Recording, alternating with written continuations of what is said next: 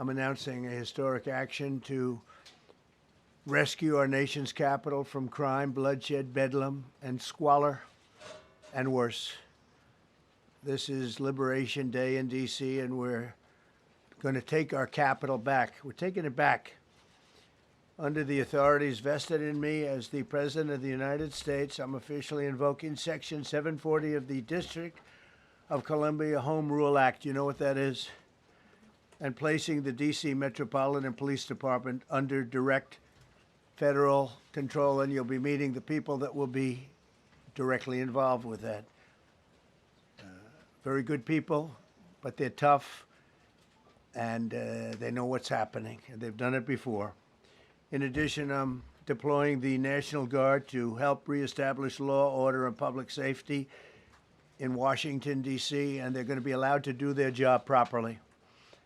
The murder rate in Washington today is higher than that of Bogota, Colombia, Mexico City, some of the places that you hear about as being the worst places on earth, much higher. This is much higher. The number of car thefts has doubled over the past 5 years, and the number of carjackings has more than tripled. Murders in 2023 reached the highest rate probably ever. They say 25 years, but they don't know what that means because it just goes back 25 years. Can't be worse. Our capital city has been overtaken by violent gangs and bloodthirsty criminals, roving mobs of wild youth, drugged out maniacs and homeless people. And we're not going to let it happen anymore. We're not going to take it. And under Biden, it was a disaster. And nobody did anything about it. We're going to do things about it like you wouldn't believe.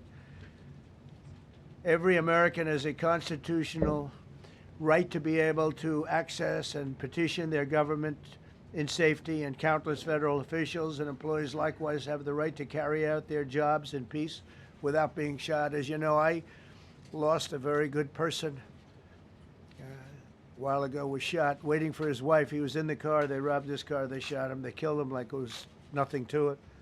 She was walking to the car. It's a horror show. This issue directly impacts the functioning of the federal government and is a threat to America, really. It's a threat to our country. We have other cities also that are bad, very bad. You look at Chicago, how bad it is. You look at Los Angeles, how bad it is. We have other cities that are very bad. New York has a problem. And then you have, of course, Baltimore and Oakland. We don't even mention that anymore. They're so far gone. We're not going to let it happen. We're not going to lose our cities over this. And this will go further. We're starting very strongly with D.C., and we're going to clean it up real quick, very quickly, as they say. It's becoming a situation of complete and total lawlessness. And we're getting rid of the slums, too. We have slums here. We're getting rid of them. I know it's not politically correct. You'll say, oh, so terrible. No, we're getting rid of the slums where they live. Caravans of mass youth rampage through city streets at all times of the day. There are ATVs, motorbikes. They travel pretty well. Entire neighborhoods are now under emergency curfews. Just this past weekend, gunfire went through, and you saw that, the Navy Yard. I saw it this morning. They saw that they fought back against law. See, they fight back until you knock the hell out of them, because it's the only language they understand. But they fought back against law enforcement last night. And they're not going to be fighting back long, because I've instructed them and told them whatever happens, you know, they love to spit in the face of the police. As the police are standing up there in uniform, they're standing and they're screaming at them an inch away from their face. And then they start spitting in their face. And I said, you tell them, you spit and we hit.